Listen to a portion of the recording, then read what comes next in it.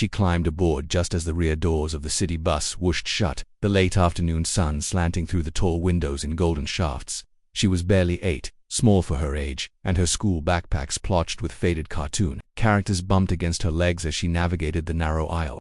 Every seat was taken, and the bus lurched forward, packed with weary commuters returning home. She glanced at the only empty spot beside a middle-aged woman with a swollen belly who pressed a hand to her lower back as she shifted on the bench. Without hesitation, the girl slipped past the standing passengers and offered her own seat. The pregnant woman's eyes widened in surprise, then softened to gratitude.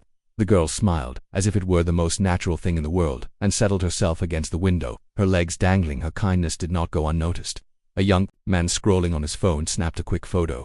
A few rows behind, an elderly lady murmured to her companion, praising the child's manners. The bus rolled on through the city streets past storefronts, traffic lights, and bustling sidewalks. Yet what happened next changed everything. The bus creaked to a halt at Prospect Avenue. A news crew filming a segment on daily acts of kindness prepared to board. Their producer spotted the photo on the man's phone and insisted they capture the story in person. Cameras followed the girl as she handed the seat to the pregnant woman, and the moment was broadcast live. The child's bright eyes, the gentle curve of her smile, the grateful relief in the mother's expression. Within hours, the clip spread across social media. Millions viewed it, people moved by a simple gesture that reminded them kindness wasn't lost in the city's rat race.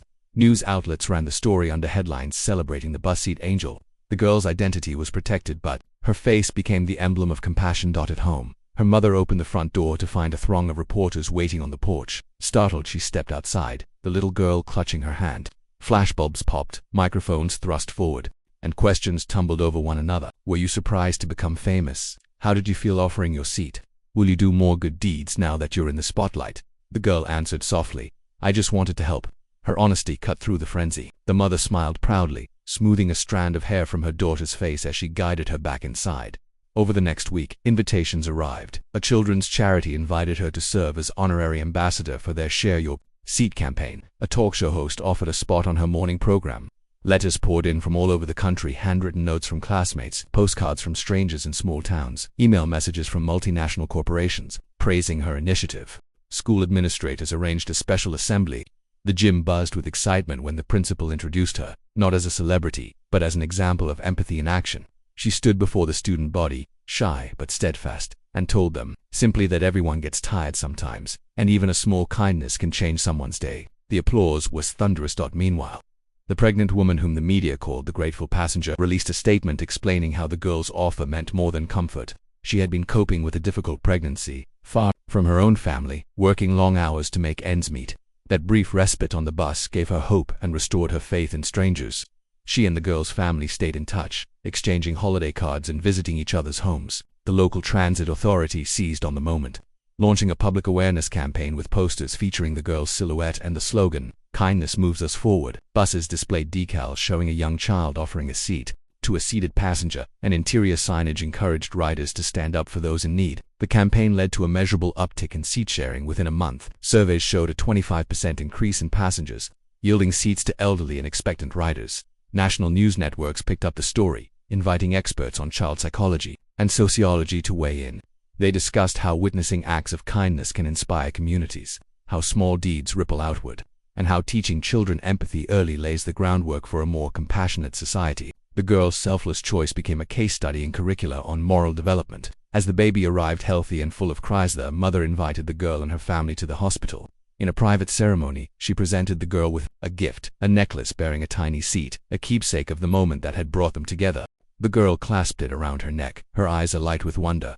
Back at school, the girl and her friends started a kindness club, organizing weekly projects, delivering meals to senior citizens, collecting books for local libraries, and mentoring younger students. The movement spread to neighboring schools. Soon, postcards arrived from children in other states sharing their own stories of kindness. A network formed, uniting young volunteers across the country.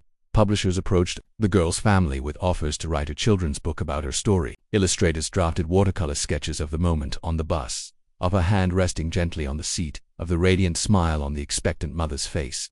The book, when released, soared to the top of bestseller lists, accompanied by study guides for classrooms. On the first anniversary of the bus ride, a commemorative ceremony took place at the transit station. Buses idled in a row, decorated in bright colors, and passengers gathered to celebrate compassion. The girl, now 9, cut the ribbon, unveiling a bronze sculpture. To children, one standing and offering a seat to the other, their faces serene. With kindness, the sculpture was installed permanently at the station, a testament to how one small act can inspire lasting change. Her life changed in subtle ways. She received fan mail from world leaders, was invited to speak at hygiene product company conventions, and even attended a United Nations panel on children's rights. Yet she remained grounded when asked how she felt about all the attention. She shrugged her shoulders and said she was just happy people were talking about helping one another at home. Her parents encouraged her to maintain a regular routine: homework, playtime, chores despite the whirlwind around her. They reminded her that true kindness needed no audience. So she continued volunteering at the community center, reading stories to toddlers, painting murals with seniors, and picking up litter. In the park, she kept her seat offer unchanged, not for fame, but because she believed in caring for others. Years later, when she had grown into a teenager, the story resurfaced in retrospectives on famous moments of goodwill. Interviews revisited her childhood. Reflection: everyone deserves a break. Scholars cited her example in research on altruism. Teachers still read the children's book in classrooms around the world, and every time the city bus passed through Prospect Avenue, passengers glimpsed the bronze sculpture and remembered that day. They thought of an 8-year-old girl who saw another's need and simply did what felt right. In a world often divided by differences, her simple act had shown that empathy could bridge any gap, and in doing so, turned an ordinary child into a star, not of celebrity, but of humanity itself.